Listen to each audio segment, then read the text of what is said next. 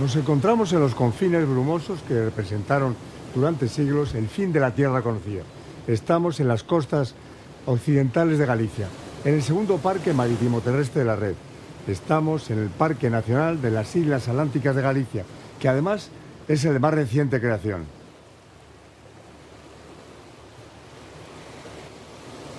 Se trata de un conjunto de varios grupos insulares azotados por los temporales del Atlántico, que albergan nutridas colonias de aves marinas y en cuyos fondos, de extraordinaria productividad, se desarrollan y multiplican los recursos pesqueros que en buena parte son la base de la economía de los habitantes de estas costas.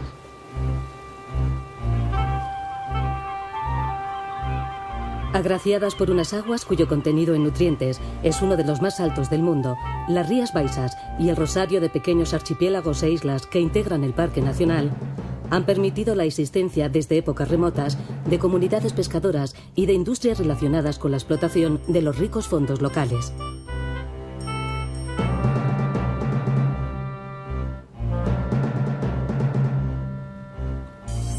Las aves marinas, como los hombres, no son ajenas a esta exuberancia en recursos y se han instalado por toda la costa, donde se localizan algunas de las más importantes colonias de cormoranes y gaviotas de nuestra geografía.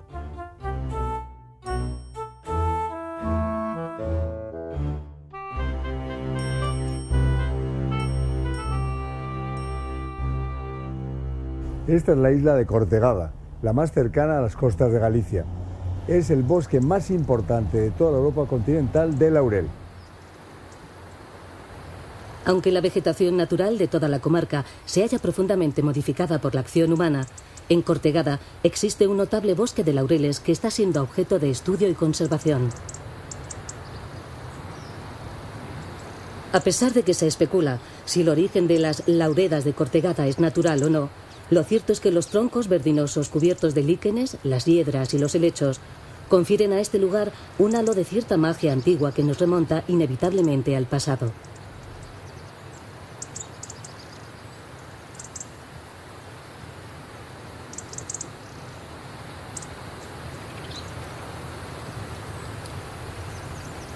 La cercanía de Cortegada a la costa permite el acceso a la isla por tierra durante la marea baja.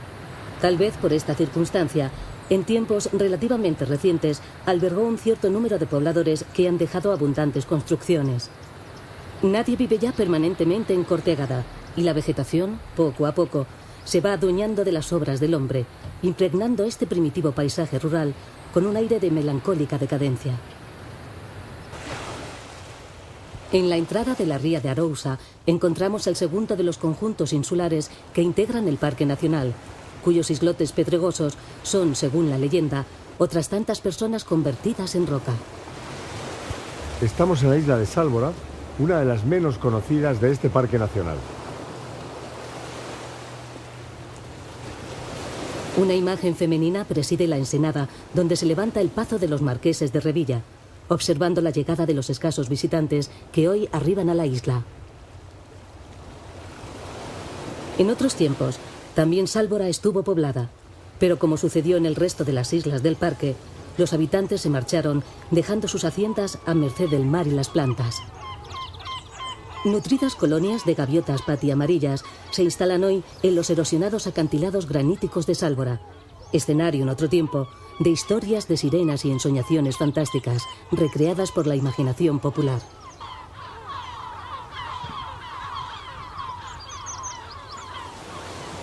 Siguiendo la costa con rumbo sur, nos sorprenden, custodiando la entrada de la ría de Pontevedra, las Oms, primitivos relieves arrasados por la erosión, que formaron parte de una cadena montañosa sumergida tras el hundimiento de toda la región. Aunque a comienzos del siglo pasado se instalaron aquí varias factorías dedicadas a la salazón de pescado y al secado de pulpos, que los isleños capturaban desde sus frágiles dornas, las laderas de Oms están actualmente poco pobladas y en sus laderas reinan los tojos. Y es que todas las islas que conforman el parque parecen resistirse a la presencia del hombre, si bien no es menos cierto que otros factores, en nada relacionados con la soledad y dureza de estas tierras, han tenido que ver con su despoblación.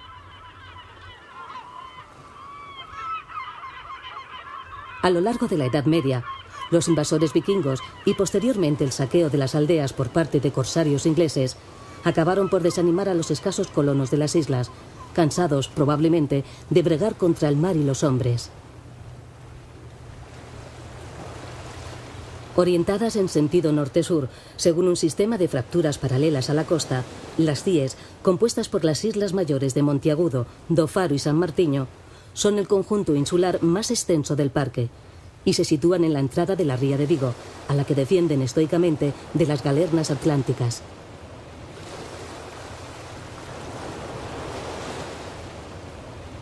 Las CIES son conocidas desde antiguo por las excelencias de su medio marino, particularmente rico en especies de alto valor comercial, así como por sus playas, sus transparentes aguas verde azuladas y sus concurridas colonias de aves marinas.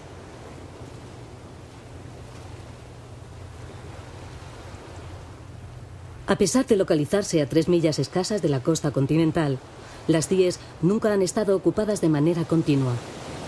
A principios del siglo XX, hasta 100 pobladores vivían de las industrias de salazón, pero su recuerdo se pierde en la década de 1970, momento en el que las islas vuelven a quedarse definitivamente huérfanas de presencia humana estable.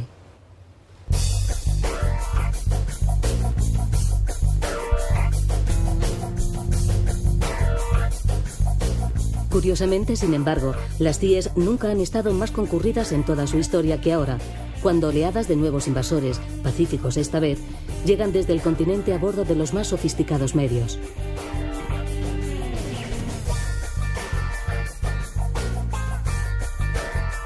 La gestión del parque, y particularmente de las CIES, compartida entre el Ministerio de Medio Ambiente y la Comunidad Autónoma de Galicia, es, no cabe duda, uno de los principales retos de gestión para el Benjamín de los espacios incluidos en la red. Solamente basta dar un dato. La afluencia de visitantes al parque en el 2003 fue de 170.000 personas. Las infraestructuras destinadas al uso público se van desarrollando en el parque, que cuenta ya con un centro de interpretación, precisamente en CIES, además de rutas para conocer diferentes aspectos de las islas. Con todo, en un espacio tan reducido, se imponen las restricciones de acceso y tránsito para evitar un deterioro irreversible de los recursos naturales.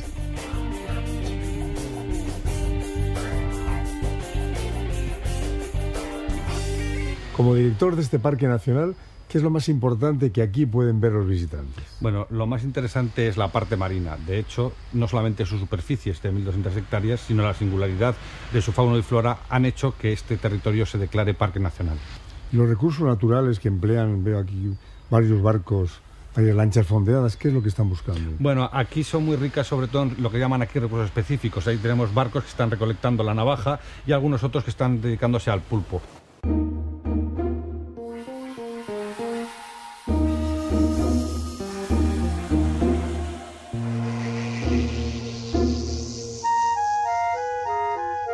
En todos los archipiélagos del parque, el marisqueo es una actividad profundamente arraigada.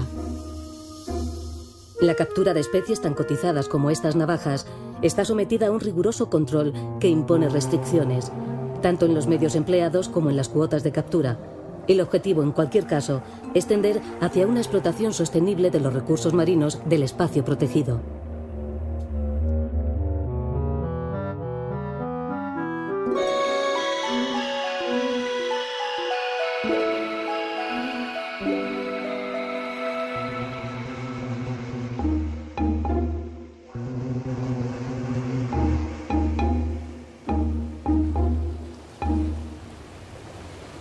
En todas las islas atlánticas se observa una clara diferencia entre la fachada de Barlovento, azotada por los temporales, rocosa y agria, y la de Sotavento, más suaves y tachonada de calas y playas.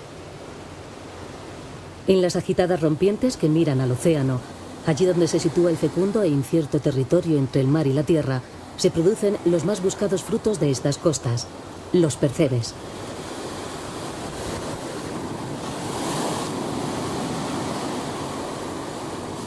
Pocos oficios resultan tan agotadores y peligrosos como el de los percebeiros, realizado habitualmente en condiciones difíciles, entre resbaladizas rocas batidas sin descanso por las olas y el viento. Como sucede con otras actividades extractivas en el Parque Nacional, la saca de percebes se encuentra estrictamente regulada a fin de garantizar el mantenimiento de este importante recurso biológico y económico.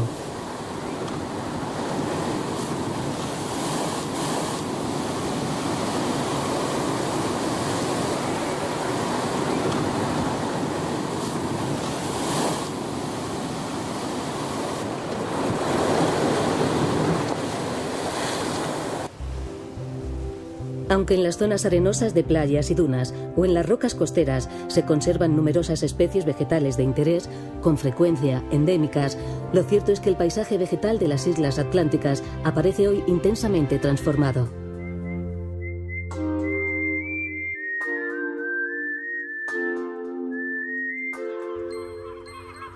Lo que en tiempos anteriores a la intervención del hombre eran espesas formaciones de robles, se nos presenta en la actualidad ocupado por punzantes tojares, helechales y praderas, además de masas más o menos extensas de especies foráneas, como pinos y eucaliptos. El clima de las islas, con temperaturas suaves a lo largo de todo el año y generosas precipitaciones, es marcadamente atlántico, lo que no impide, sin embargo, que en su flora, compuesta por más de 400 especies, se dé una alta componente mediterránea que viene a enriquecer el valor de estos enclaves.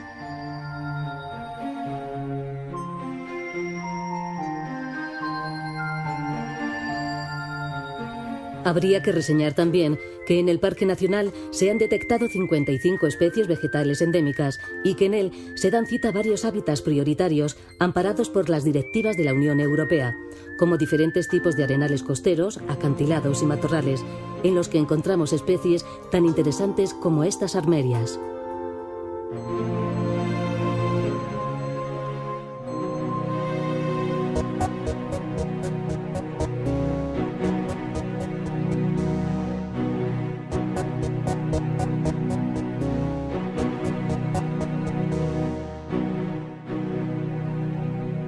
En la fauna de las islas atlánticas también hay presencia de elementos marcadamente mediterráneos.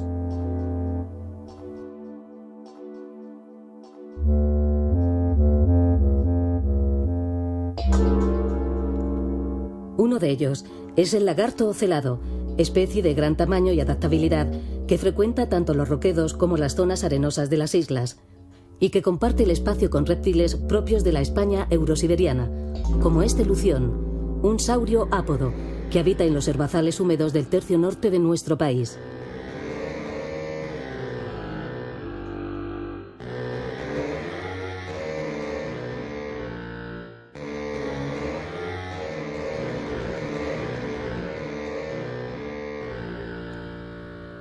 Si bien las aves marinas dominan el panorama ornitológico de las islas, los bosques y matorrales del parque cobijan otras muchas especies. Pequeños pájaros insectívoros, como chochines y petirrojos, son habituales durante la época de reproducción, sin olvidar que las islas son escala habitual de numerosas aves viajeras a lo largo de los pasos migratorios.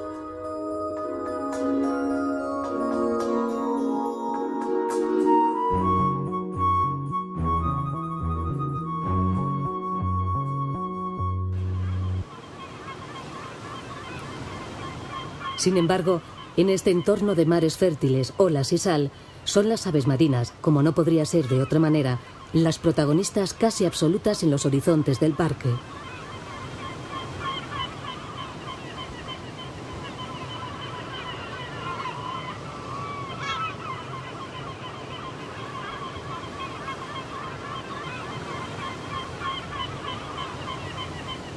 Aunque son bastante numerosas las aves marinas que pueden detectarse en el espacio protegido a lo largo de las diferentes estaciones, especialmente durante los inviernos rigurosos que las empujan hacia el sur, en las islas atlánticas hay dos especies que destacan del resto por su elevado número: la gaviota patia amarilla y el cormorán moñudo.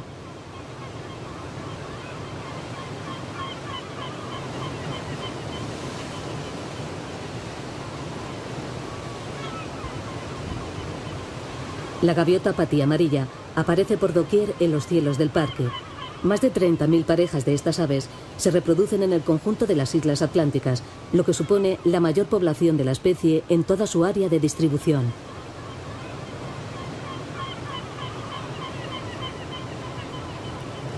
El éxito de las gaviotas patiamarillas radica sobre todo en su plasticidad, una capacidad que les permite alimentarse casi de cualquier cosa, desde descartes de pesca a restos de basurero, y nidificar con fortuna en los más variados lugares.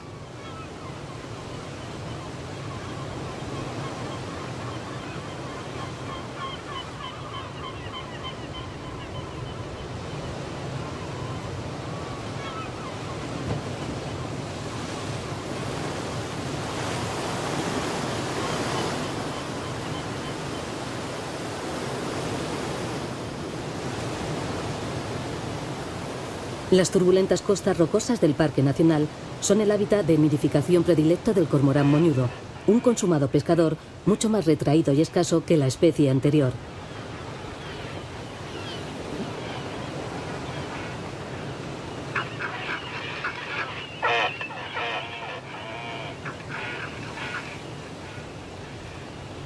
En el Parque Nacional se han censado unas 2000 parejas de cormoranes moñudos, lo que supone aproximadamente el 80% de la población reproductora del área cántabro-atlántica de nuestro país, que es donde se concentran las 2/3 partes de los efectivos ibéricos.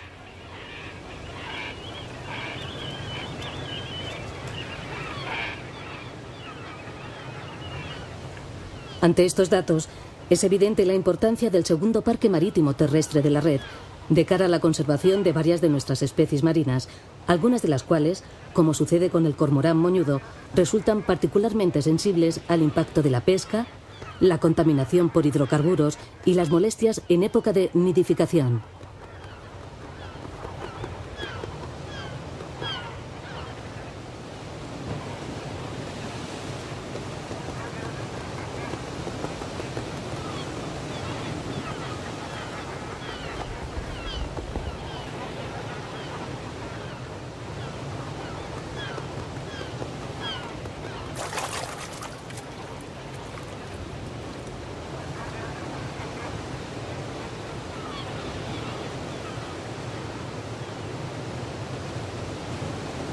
A pesar de ser mucho menos conocido, el medio marino del parque es probablemente el que acoge los más elevados valores biológicos. Una circunstancia que se refleja en el desigual reparto de la extensión protegida. Poco más de 1000 hectáreas para el medio terrestre y unas 7000 para el marino.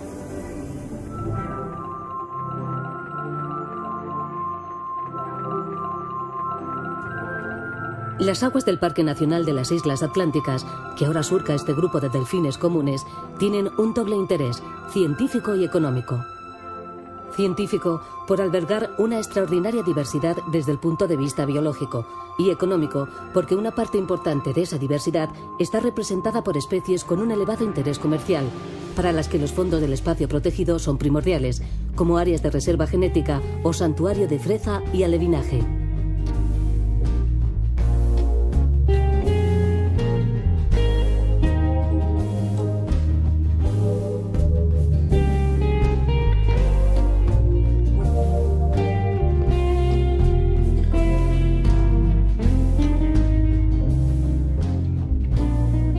Las comunidades marinas de estas islas presentan una estructura compleja que se organiza según el tipo de sustrato existente, arenoso o rocoso, el grado de influencia marina y la exposición a la fuerza del mar.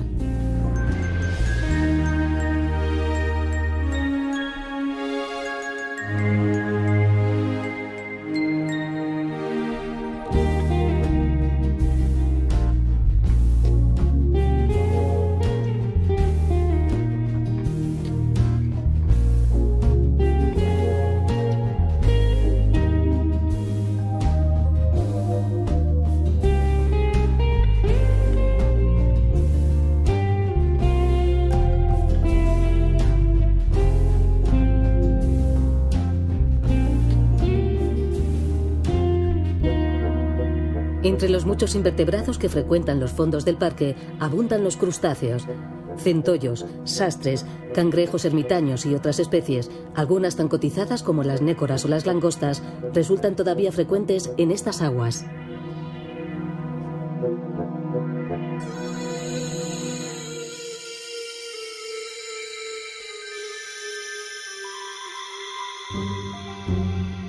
Su captura está sometida a las restricciones impuestas por la Ordenación de los Recursos Pesqueros realizada desde el espacio protegido. Preocupación que constituye una de las líneas de actuación prioritarias dentro de la gestión del parque.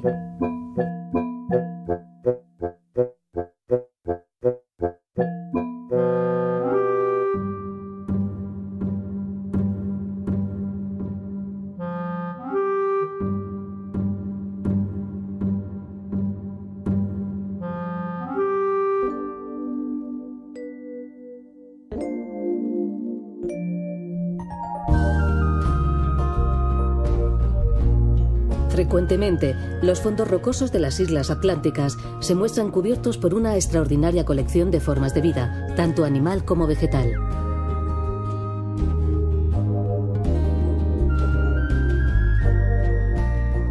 Una riqueza que es consecuencia de la fertilidad de estas aguas y de la eficacia de las medidas de control y regulación de actividades, como la pesca comercial, el marisqueo, el buceo deportivo o la navegación.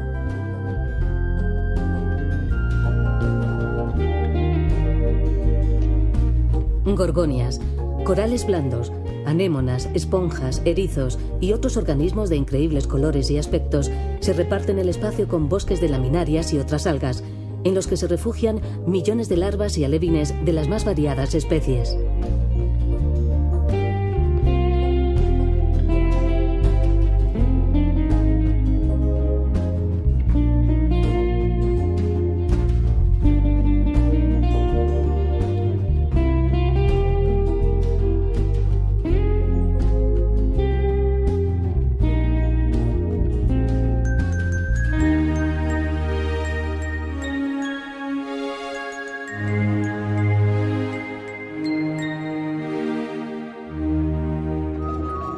En los fondos arenosos del parque encontramos una comunidad muy distinta a la que ocupa el infralitoral rocoso.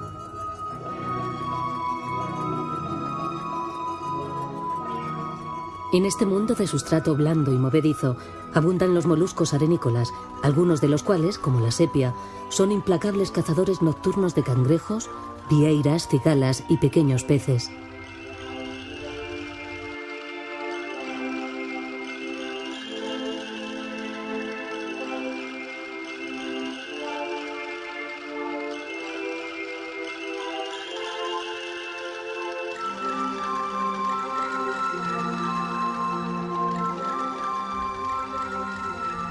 Protegidos por el laberinto de cascajos y rocas de la costa, numerosas especies piscícolas han encontrado en los fondos del Parque Nacional un hábitat perfecto, en el que abundan los resquicios para ocultarse y no escasean las presas.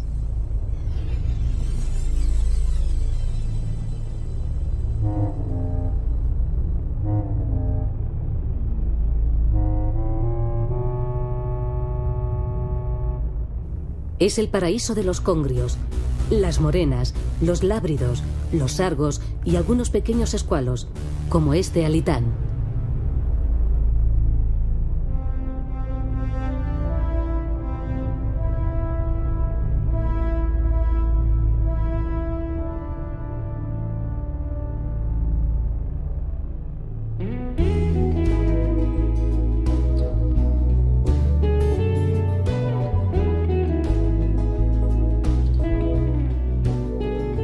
Observando los movimientos hipnóticos de este sifonóforo mecido por la corriente, parece que una eterna quietud impera en los fértiles fondos marinos de las islas atlánticas. Y sin embargo, las fuerzas de la naturaleza también actúan en este mundo de silencio, condicionando las vidas secretas de sus moradores, igual que lo hacen en la superficie.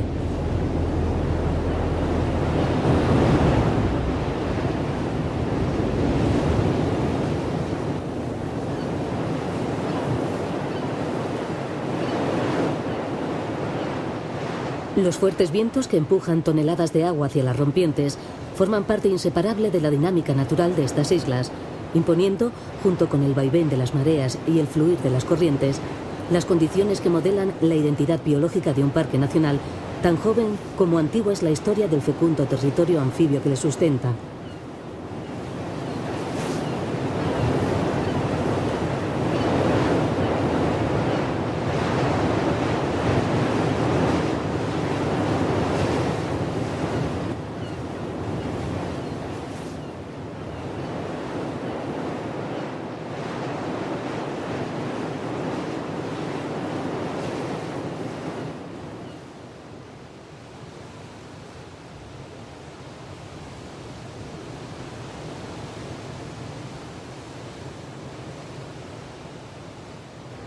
El ecosistema marino de Galicia es uno de los más ricos y productivos del planeta.